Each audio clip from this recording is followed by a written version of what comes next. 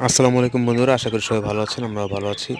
আজকে আমরা একটা ছোট্ট একটা ভিডিও নিয়ে আসছি। ভিডিওটা দেখতে পাচ্ছেন যে আমার যে সবচেয়ে পুরনো যে কবুতরটা আছে বয়স্ক, এই কবুতরটা দেখেন যে আমার হাত থেকে কি সুন্দর করে, মাশাআল্লাহ কত সুন্দর করে সব সেই সরিষা খাচ্ছে।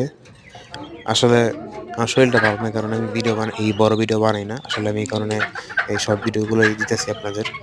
আশা করি সবাই আমার সাথে পাশে থাকবেন, সাবস্ক্রাইব ইনশাআল্লাহ।